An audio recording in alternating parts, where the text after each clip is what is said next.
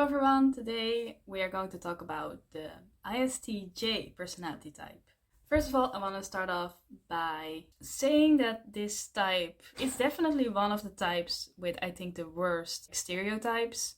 It might even be like the most underappreciated type because I think, first of all, there just are not many ISTJs who are necessarily very interested in personality type, and maybe that's why they are often misunderstood because there's just not a lot of information available about them, or there's not a lot of ISTJs sharing their perspective.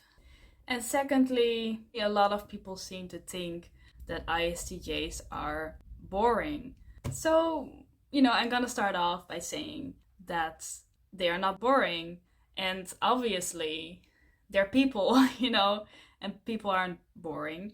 If there was any type that was inherently boring, then you already know it's not a type, it's a stereotype, because we're talking about people here and people are pretty complex, right? So let's summarize them in a few keywords. There might be some overlap with the ISFJ here. So first of all, they are loyal. Whenever they start caring about someone or something, they are usually very loyal to it. They are detail oriented. They are practical, observant.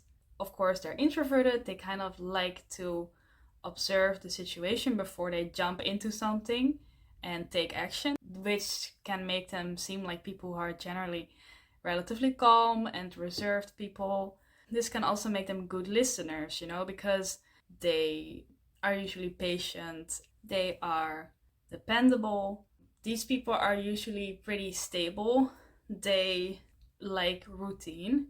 And because of that, they're not the type of people who forgets things very easily. They usually are reliable. They keep their promises, they do what's expected of them. They like to plan ahead, they like to plan things, they like to have their routine. So that's why they're usually prepared, and they are also very, like I said, very practical people. That can make them pretty stable as well. And lastly, they are technical. They're usually good at understanding how things work, finding solutions to problems. These people have dominant introverted sensing.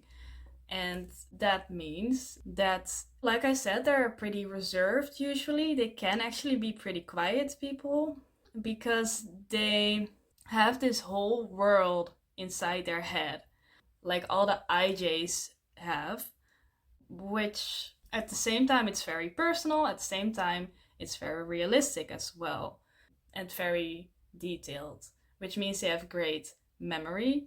They are really good at remembering a lot of facts. They are usually specialists when it comes to the things they experienced in their own life. They are great at remembering it.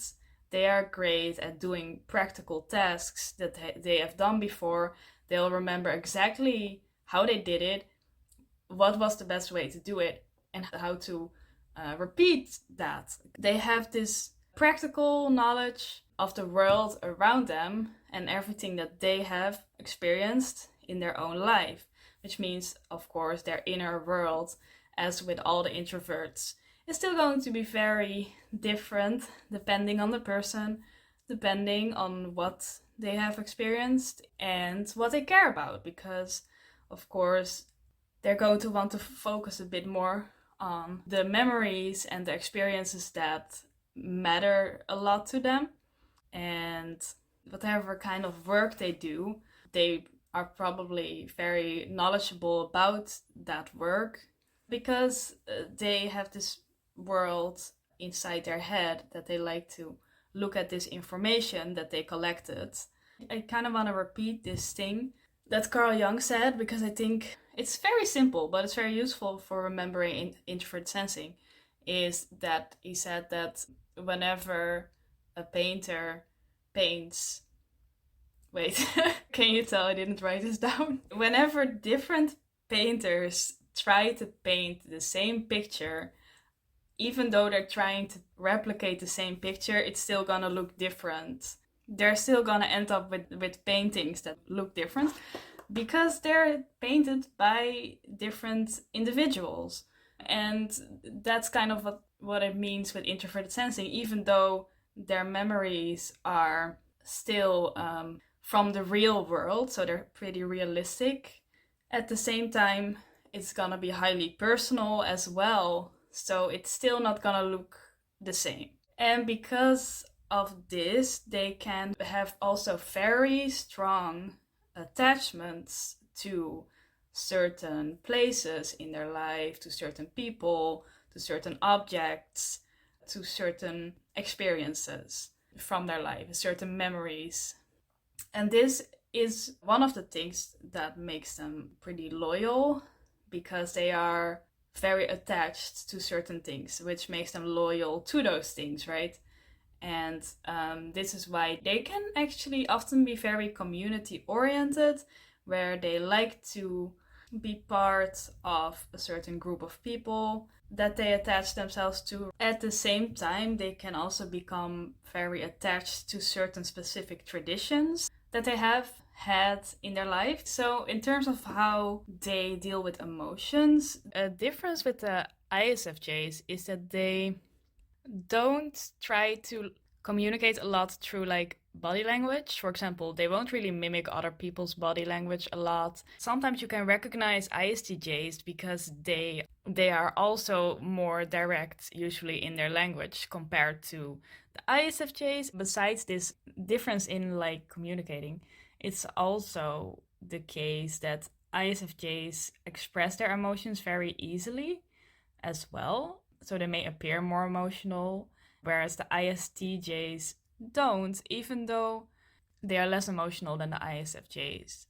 They are still in touch with their emotions, but they don't express it a lot. And they are not very good at reading people's emotions in the moment, but they will learn to understand, especially the people close to them, over time, based on their memories, their experiences, and their own emotions. ISTJs might be less expressive, whereas the ISTJ might show how much they care about people more through their behavior, for example, by just spending time with people, being there for people, doing things for them. But then we come to the thing where, like, do they adapt to like social expectations? And that's kind of a difficult thing, because on the one hand they do,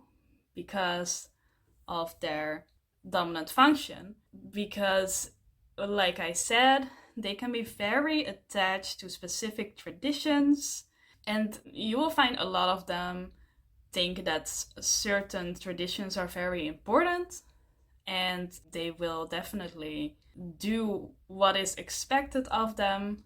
So, for example, if there's any kind of social expectation for them to do or say a certain thing, then they will probably follow it if this tradition is important to them.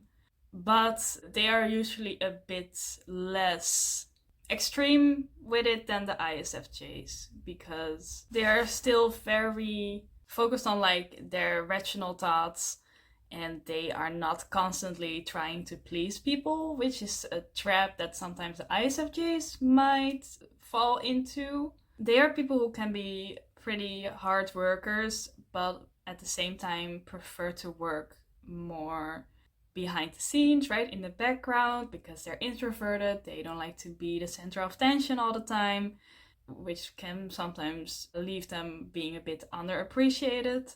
If we're just gonna come back to the whole stereotype of how the ISTJ is boring, I do want to emphasize that they are actually very comparable to the ISFJ in many ways. For example, the ISTJ, people may think that they are less social because they are thinkers, right? But I think it's not necessarily true that they are less social. I think they are more, just a bit more selectively social than the ISFJs.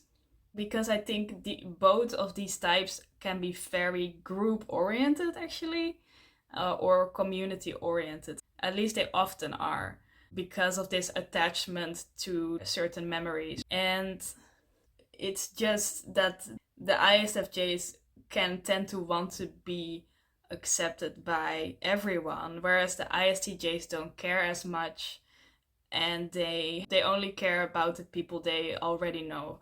Yeah, we're talking about their weaknesses. So they, like I said, they like routine, which also means that they don't really like unexpected changes. And this is generally also an IJ thing. They're just very attached kind of to their way of doing things. And when there's change, they need some time to adapt to that.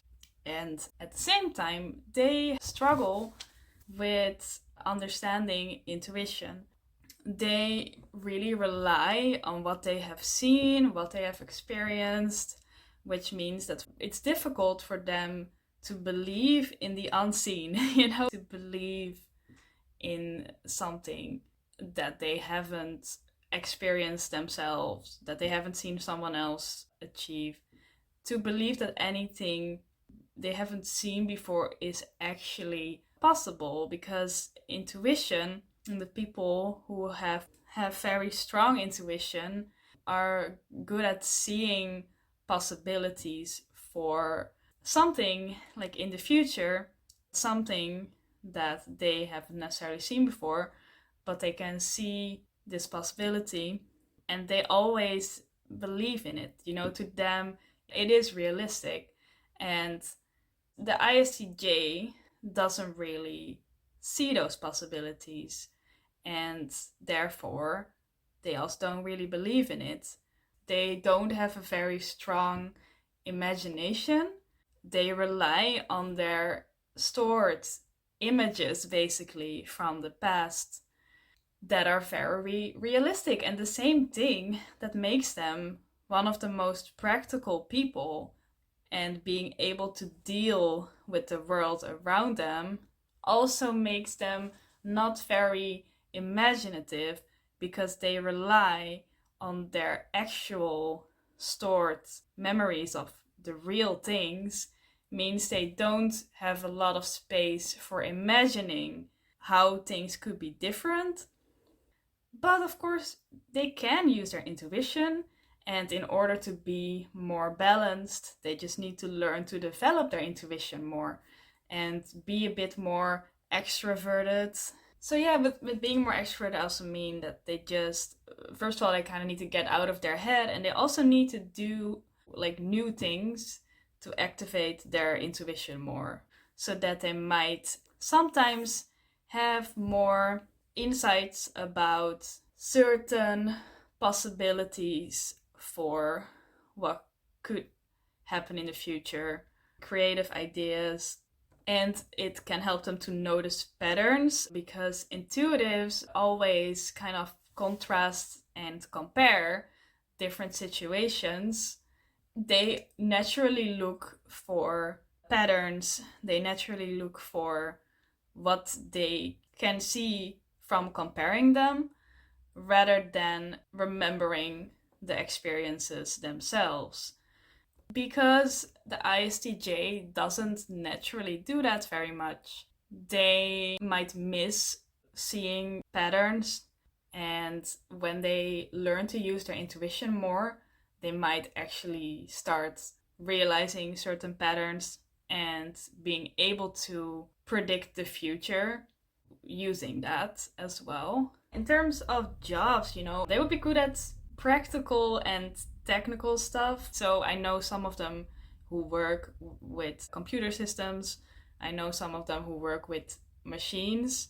But they could also be like, for example, a lawyer or something. Even though they're introverts, it's this thing where they might still have difficulty with understanding theories when they are not very based on something in their actual real life. So they like things to have a practical application, and otherwise they're probably not interested in it or in theorizing about it. And they are great at remembering theories that they've read, for example, but they're not great at coming up with new theories themselves. So yeah, let's talk about the cognitive functions now. So their dominant function is introverted sensing. This is the function that makes them very practical, have good and detailed memory, attach themselves to their past experiences, can be very community-oriented people, traditional people. Then their auxiliary function is extroverted thinking, which makes them interested in analyzing things, good at solving problems, understanding how things work, organizing things in order to get a desired outcome, and kind of reasoning what is the best way to do it. Then their tertiary function is introverted feeling, which means they are actually in touch with their emotions, and whenever they are in a introvert sensing, introvert feeling loop, they may stop focusing on extrovert thinking and think about how did certain experiences make them feel, how does it relate to their identity, what are the things they care about. But in the end, they do prefer to make their decisions more based on their logical reasoning most of the time. Then their inferior function is extroverted intuition, which means that they don't really like unexpected changes. They don't really always like doing new things. They struggle with using their imagination for a long time, and they may struggle with predicting future outcomes. Their weakest functions are extroverted intuition, introverted intuition, and extroverted feeling. So that was the ISTJ type summarized. Thank you for watching, and I hope to see you next time. Goodbye.